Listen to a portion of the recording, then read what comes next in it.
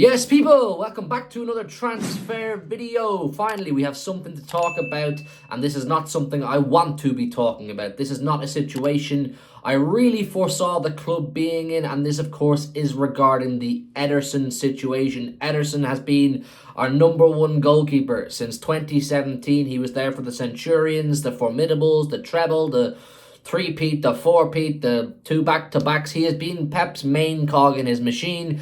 If you remember correctly, when Pep came through the door, he said, Joe Hart, you're gone. He brought Claudio Bravo in. That was a bit of a failure. He went and got Ederson, who has been absolutely crucial to our overall style of play, to all of Pep's philosophies regarding football. Ederson embodies it. He embodies the way Pep wants his goalkeeper to play.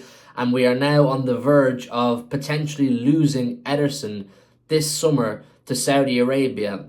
And there's multiple angles to look at this situation. Now, the first and most obvious one for me is, look, if Ederson genuinely wants this, if Ederson wants to go to Saudi Arabia, I say let him go with open arms. I really do. Let him go with open arms. He may feel like Riyad Mahrez did last summer, which was, look, I've completed the game in Europe. Do you know what I'm saying? I've done absolutely everything I possibly could in Europe. Club World Cup, domestically, Champions League, the full works. I've done it.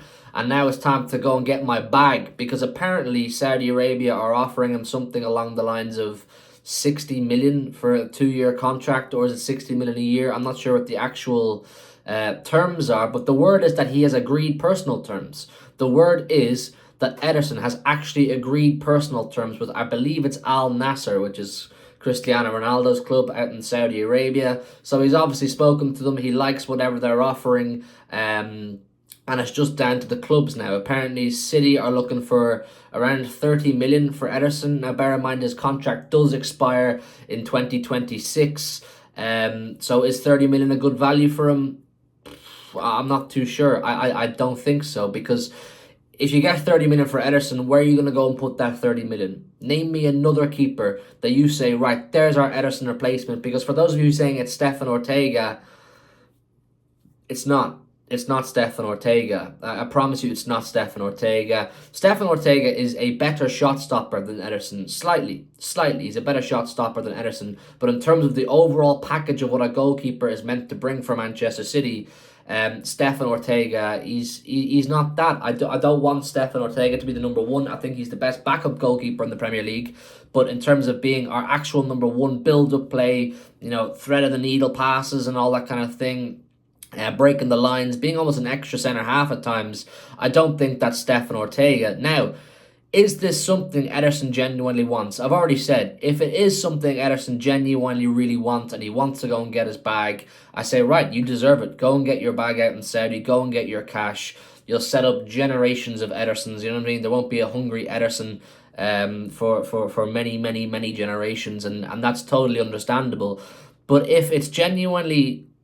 if it's a feeling of unhappiness with the current situation of Manchester City, I think the club need to resolve this. The club need to make... if there's room for Ederson to stay in his own head, City need to exploit that, and City need to make the most of it. Why would he be unhappy? Why would Ederson not be satisfied with life at Manchester City? Well, for starters, let's talk about his wages. Let's talk about Ederson's wages. Ederson is currently on 100 grand a week. I'm going to let that sit with you for a sec. 100 grand a week. To put that into context, he's on less than Matheus Nunes, less than Kovacic, less than Ake, less than Walker, and he's on 10 grand a week more than Stefan Ortega. So our number one successful goalkeeper in our most successful era in the club's history is on 10 grand a week more than the backup keeper and 30 grand a week less than Matheus Nunes, who barely features. No one knows what his role in the squad is. If you're Ederson, of course you're going to feel underappreciated, undervalued, underloved. And I think, look, it may not have been intentional, but when he probably saw the response that Ortega got off the back of that save against Son in the Tottenham game on the second last day of the season, a lot of people were too reactionary and started saying things like, Ortega should be the number one now, drop Ederson. I was never on that bandwagon. I said, wow, Ortega's done an amazing job, but Ederson's still number one. Pep said Ederson's still number one. Now Ederson's at a point where he's been at the club since 2017. He's won absolutely everything, and he's probably not getting the credit he deserves, slash the money he deserves. I know for the average person, 100 grand a week, you know what I mean? If you want to pay me 100 grand a week, I'll do it, no problem. But for someone like Ederson, who's achieved what he has, and sees what other players at the club are earning, he has every single right to feel like, why am I getting any more of this money? Ederson, like when you look at Kyle Walker's wage, for example, 175 grand a week. Ederson should be at least on par with Kyle Walker. At least on par with Kyle Walker. You see Ruben Diaz 180, Akanji 180, Vardy 200. This is the kind of table that Ederson should be sitting on, potentially even more. Because when you deep how probably irreplaceable he is right now, in the current market of goalkeepers, he's probably irreplaceable. And some of you may throw names at me like the Portuguese keeper who saved those penalties the other night and say, yeah, he's go and get him, or let Ortega be number one. I promise you, whoever you bring in from this name, from this list of names, are not going to have the impact that Ederson does. And then there's just the overall confidence that he oozes into the rest of the team. The defenders clearly like playing with Ederson behind them. They're used to playing with Ederson behind them. And I think just overall, it would be a massive mistake for City to let this deal happen where there potentially would have been room to keep him. I think it's a massive, massive mistake. And I think our overall play will suffer. I'm not saying the whole team will just completely fall to crap and City's football will be brutal and letting Ederson go is the end of Manchester City.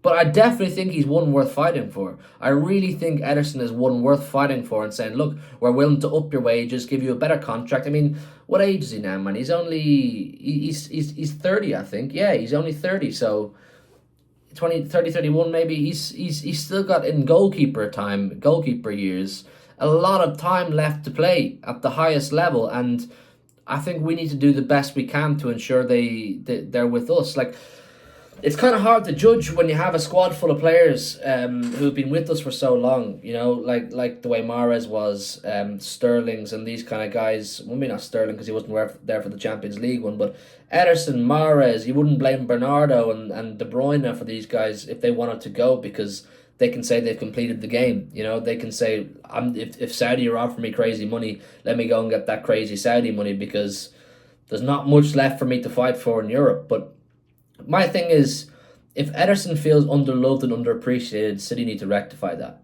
City absolutely need to rectify that.